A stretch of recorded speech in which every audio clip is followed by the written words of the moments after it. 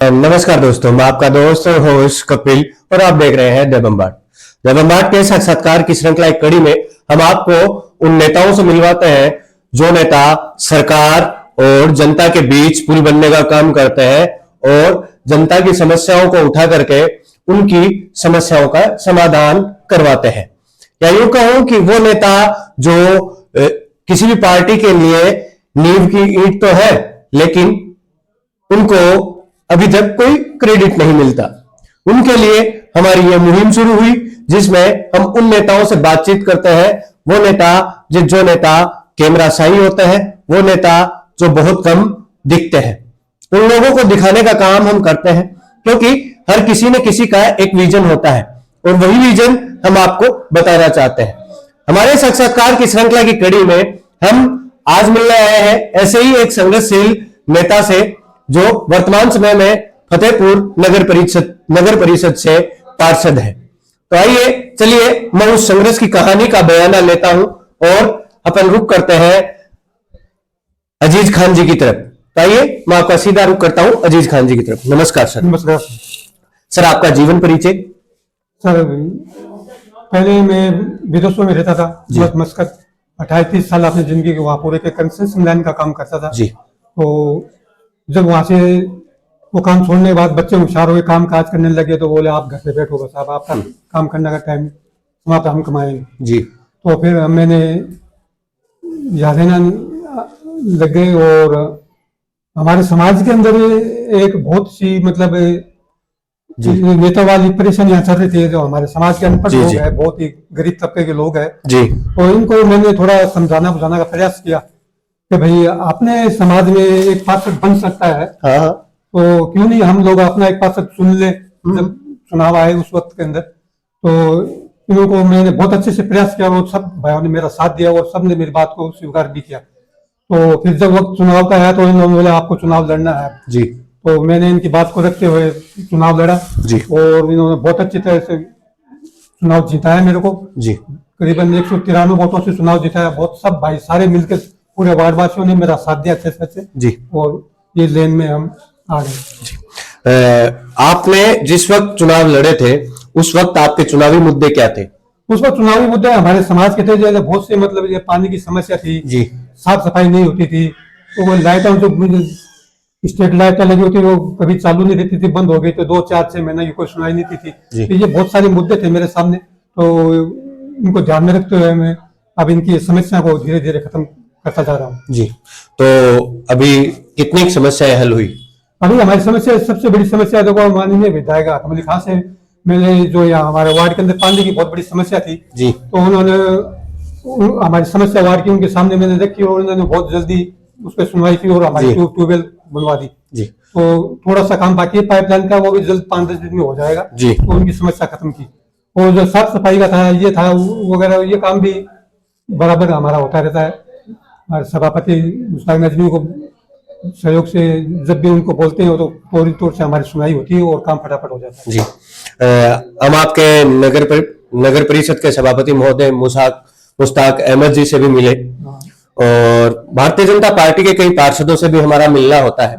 तो वो बताते हैं कि फतेहपुर में एक दबदबा है, एक पार्टी का दबदबा है, जो बीजेपी के जो पार्षद है उनके काम नहीं होते। तो क्या ये सच है? नहीं, ये कोई बात सच्चाई नहीं है। इसके अंदर काम सबके मुश्ताक नजमी सभापति जी बहुत अच्छे आदमी है जी, और सबकी सुनाई करते हैं, सबका वार्ड में काम हो रहा है जी। किसी के साथ कोई किसी प्रकार का कोई भेदभाव नहीं है उनके पास में, सबका काम हो रहा है। तो एक समझ नहीं आती कि आपने कांग्रेस पार्टी को ही क्यों चुना, क्योंकि जब अपन देखते हैं तो एक मुस्लिम समाज का झुकाव हमेशा कांग्रेस पार्टी की तरफ ही रहता है। तो बाजार में और भी पार्टियां हैं, राष्ट्रीय लोकतांत्रिक पार्टी है, मार्क्सवादी कम्युनिस्ट पार्टी है, भारतीय जनता पार्टी है, तो आपका झुकाव कांग्रेस की ओर ही क्यों है? देखिए हमारा झुकाव इसलिए हुआ कांग्रेस की तरफ से, हमारे बड़े बुजुर्ग थे ना, वो हमेशा से कांग्रेस पार्टी की सपोर्ट करते रहे, वो कांग्रेस पार्टी के अंदर ही रहे जी। तो फिर हमारा जो ये समाज था तो ये कांग्रेस पार्टी के अलावा किसी को पसंद नहीं करता है जी, तो इसलिए मैंने कांग्रेस पार्टी चुनी और कांग्रेस पार्टी से चुनाव लड़ा। तो आपके समाज में ऐसा क्या कारण है कि वो कांग्रेस को ही चुनता है, कांग्रेस को ही पसंद करता है? इनकी एक दिली भावना, कांग्रेस को पसंद करते हैं हमेशा जी, तो इसी वजह से कांग्रेस के साथ रहते हैं और कांग्रेस को सपोर्ट करते हैं हमारे समाज जी। अभी अपन देखें, अभी अपन बात करें कि आपके क्षेत्र में अभी चुनाव हुए, तो उसमें भारतीय जनता पार्टी के भी कई नेता चुनाव लड़े, भारतीय जनता पार्टी बिखरी हुई नजर आई। भारतीय जनता पार्टी के 2 उम्मीदवार थे, मधुसूदन बिंडा और श्रवण चौधरी, दोनों ही चुनाव लड़ गए। तो इसका आप क्या देखते हैं? देखिए, इनका अपना अपना चाहे चुनाव तो लड़ना सबको अधिकार है, बीजेपी लड़ो, जेजेपी लड़ो, चाहे शर्मण जी लड़ो, सबको अधिकार है। लेकिन यहाँ की जनता छत्तीसगढ़ में जो विधायक साहब ने, हमारे ने माननीय विधायक साहब ने बहुत अच्छा काम करा है फतेहपुर क्षेत्र के अंदर, तो बहुत अच्छा विकास किया और उसी विकास पर उनको वोट मिला। और अब की बार उन्होंने 26,000 वोटों से लीड मार के चुनाव जीता है, बहुत बेहतरीन चुनाव जीता है। तो वो चुनाव जीतने का मतलब क्या, विकास किया फतेहपुर क्षेत्र विधानसभा के अंदर, तो जनता उनके साथ इसलिए मतलब उनको पसंद किया और बहुत अच्छी तरह से जीत दिलाई 26,000 वोटों से। क्या आपकी बार भी आप पार्षद का चुनाव लड़ेंगे? जी हाँ, लड़ेंगे, चुनाव लड़ेंगे, बिल्कुल लड़ेंगे। यदि आपको कांग्रेस पार्टी टिकट नहीं देती है तो क्या आप बागी होकर चुनाव लड़ेंगे? नहीं, बागी नहीं होंगे, क्योंकि अगर कांग्रेस पार्टी टिकट नहीं देती तो हम चुनाव नहीं लड़ेंगे, जिससे भी चाहे उसकी सपोर्ट करेंगे। जी, अपन बात करें, आपने बहुत लंबे समय तक संघर्ष किया, आपने आपका जीवन का भी एक संघर्ष है, आप बाहर रहे, विदेशों में पैसा कमाया, उसके बाद में आए, आपने बाहर की जिंदगी भी देखी, आप एक इंटरनेशनल व्यक्ति हो, तो आपने जो चीजें अनुभव करी विदेशों में और भारत में, विदेश में ऐसी क्या चीजें हैं, वहां की राजनीति क्या है कि वहां की सुनने में आता है कि वहां कानून सख्त है, वहां पर अपराध कम होते हैं, वहां पर साफ सफाई ज्यादा है, ऐसा भारत में क्यों नहीं हो सकता? तो भारत के अंदर जो है ये सिस्टम जो थोड़ा सुधरने में टाइम लगेगा, धीरे धीरे।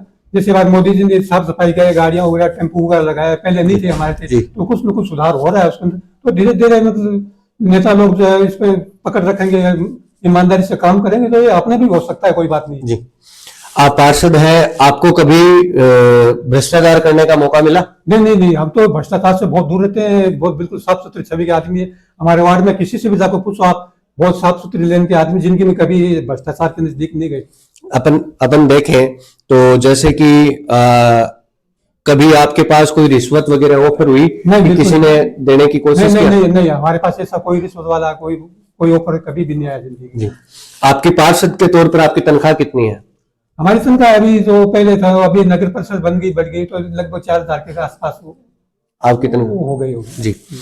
तो आपकी जो तनख्वाह है 4,000 रुपए, एक पार्षद का खर्चा निकलना मुश्किल होता है 4,000 रुपए में, एक किसी भी व्यक्ति का खर्चा निकलना मुश्किल होता है।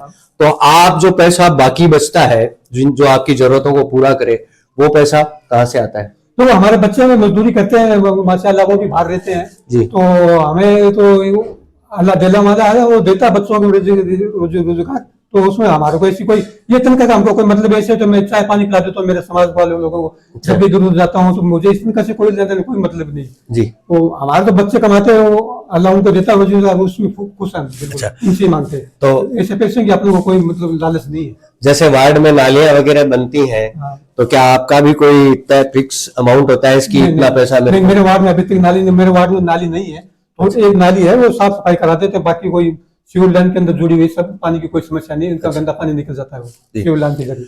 अब बात करें आपके क्षेत्र के जो विधायक हैं और जो पूर्व विधायक थे बहुरू खां, उनकी बरसी आ रही है, उस पर एक रक्तदान शिविर का आयोजन भी किया जा रहा है, तो क्या आप उसमें भाग लेंगे? नहीं, हम जाके आए, 21 दिसंबर को था, वहाँ जाके आए वहाँ पर जी, रक्तदान के अंदर भी रक्तदान भी किया, हम भी जाकर आए, हर वक्त जाता हूँ मैं वहाँ जब भी आता है। अपन बात करें कि जैसे वर्तमान विधायक और पूर्व विधायक बहुरू खां में क्या अंतर है? देखिए, जब दोनों में से बढ़िया कौन है? देखिए, जब बहुरू खां विधायक थे ना हमारे यहाँ, तो उस वक्त मैं याद नहीं रहता था, मैं विदेश में था, हमको इससे कोई मतलब नहीं था, बस हम सोचते थे हमारे क्षेत्र का आदमी है, भले आदमी है, उनको वोट दो। अभी जनाब हाकिम अली खान साहब आ गए, तो उनको सपोर्ट कर रहे हैं, वो भी अच्छे आदमी, विकास करा रहे हैं लगातार। अच्छा, किसी प्रकार की कोई कमी नहीं, कोई परेशानी नहीं है जी। आप युवाओं को कोई संदेश देना चाहे तो दे सकते हैं? संदेश दे सकते हैं, बस जिंदगी में मिलजुल कर रहे, किसी के साथ व्यवहार ना करे, प्यार मोहब्बत से रहे, इसी तरह जिंदगी गुजारते रहे, इसी का नाम जिंदगी, बस हो गया। कहीं आपकी पार्टी आपको कह दे कि आपको विधायक का चुनाव लड़ना है, तो क्या आप लड़ेंगे? नहीं, मुझे विधायक का चुनाव का कोई इंटरेस्ट नहीं है, मतलब जो है उसमें खुश है बिल्कुल। आगे आपको राजनीति नहीं करनी? नहीं, पार्षद का चुनाव लड़ूंगा, लेकिन इतना बड़ा तक जोड़ने के अपने समाज तक की मतलब छोटी सी है, जो उनकी समस्या दूर हो जाएगी। ये बहुत परेशान थे, हर चीज के अंदर परेशान थे, वो उनकी समस्या खत्म हो गई जी। ये हमारे साथ थे अजीज खान साहब, जिनके संघर्ष के बारे में आपने सुना और इनके विचारों को आपने सुना। आप देख रहे हैं देबम्बाट और मेरे साथी कैमरामैन सुनील दैया के साथ मैं हूं कपिल बाटड़। और आप यहां तक आए हैं तो इस वीडियो को सब्सक्राइब करके जाइएगा, क्योंकि आपका एक सब्सक्राइब हमें एक प्रेरणा देता है और दौड़ने की और भागने की और काम करने की। आपके लिए हम रोज किसी ना किसी से मिलते हैं, तो आपका एक सब्सक्राइब तो बनता है। और इस वीडियो को ज्यादा से ज्यादा शेयर करें ताकि अजीज खान साहब के जो इरादे हैं, जो नेक इरादे हैं, वो लोगों तक पहुंचे। आज के लिए इतना ही, मिलते हैं किसी अन्य साक्षात्कार में, किसी अन्य कड़ी में।